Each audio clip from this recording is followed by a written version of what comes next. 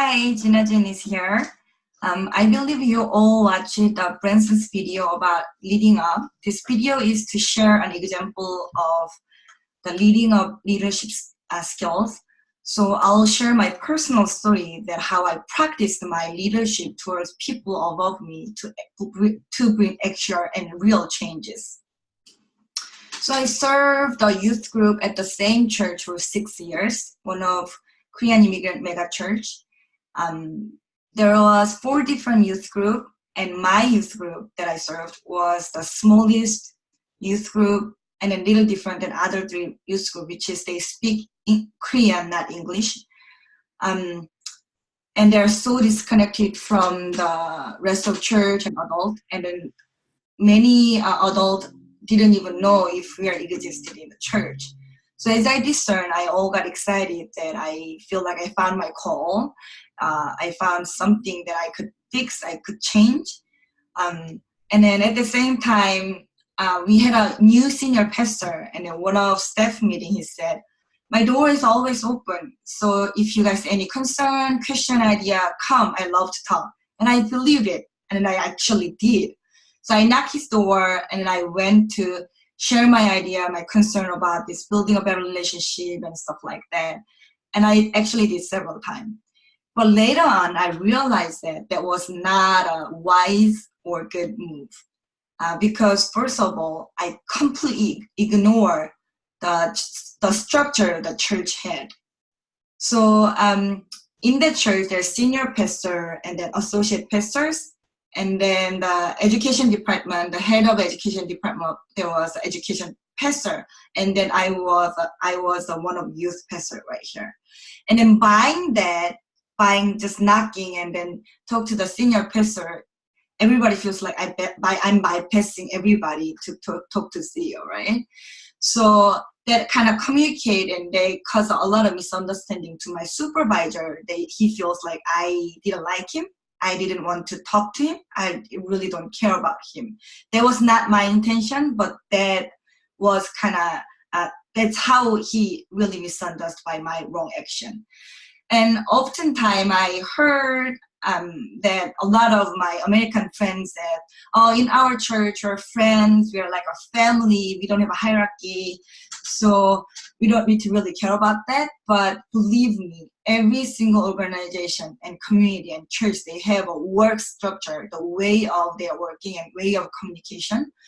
So when you do that, you need to discern and figure out and learn what's the step and order to share your idea and then communicate.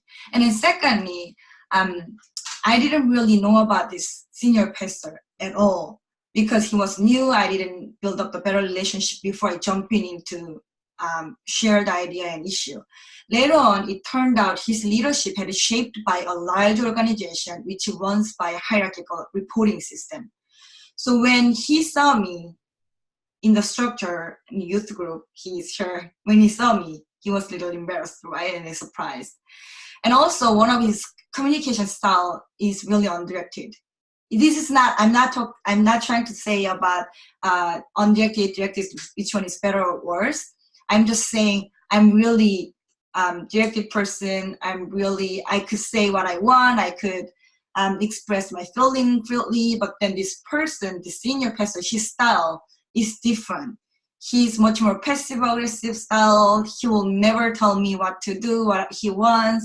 So there was a really different style I didn't know at the time. So that was my mistake.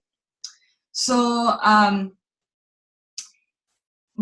by doing that, I realized I ruined a lot of relationship. That was not a wise move. So I moved back, and then I did the reflection well. And then I realized that even if I had a really good intention, without understanding the structure of church, without understanding and building a relationship with my boss, senior pastor, my supervisor, my action actually can bring a lot of misunderstanding. So I backed up a little bit and I did my reflection. So one hand, I tried to build up the better relationship with my own supervisor, who is a education pastor. At the same time, I also tried to build up the better relationship with the senior person in gentle way, not in an aggressive way. But in other hand, I tried to take a small steps so that no one would be really surprised or get offensive or defensive. As we reflect, me and my my volunteer staff in youth group, we decide that maybe next step that we could do is spend more time with the adult congregation. But how? So we find a small and gentle step. So one of the idea was that how about attending adult service once a month? Since my youth group speak the same language, which is Korean, as the adult group, it won't be too trouble for youth to go to their service. And by just attending the adult service, we are just sharing our presence in the same space, simple and gentle. But I didn't take action right away because I learned from my previous section. Instead of taking the action right away, I went to my supervisor and shared this idea of attending the adult service once a month. So I asked what he thinks, if this is okay. So he heard my story and he goes like, sure, why not? So after he said okay, we started to attend the adult service once a month. So canceling our own worship service, and then we brought all the youth group kids to the adult service. For first during 6 months, adults started to recognize us, but nothing dramatic things happened. But after 6 months, I and my teachers wondered if we could do something more in their service. So we shared idea, and then one of the idea was how about we greet people and welcome people as they come in. It was a great idea. Then the youth can get to say hi to the adult. They can make eye contact. So although there was a really great idea, once again, I brought this idea to my supervisor and ask first. And then he goes, sure, why not, right? So we started to greet people as the service started. We passed out the bulletins and kids say hi really in polite way, in Korean way. And then adults just love that one.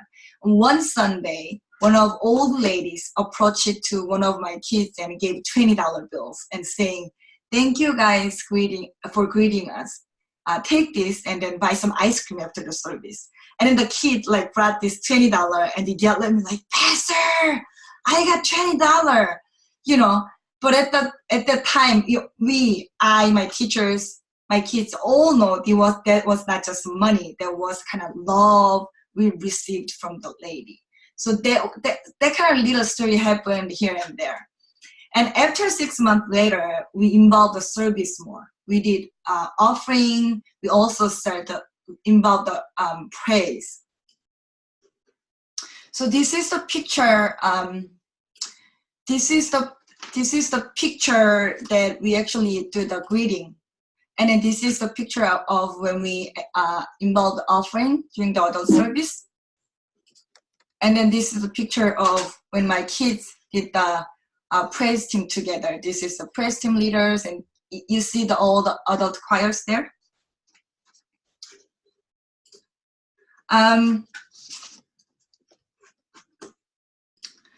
So after a year or so, I noticed that youth start to say hi to the adult in the church. Adults comes to kids and make eye contact. They say hi.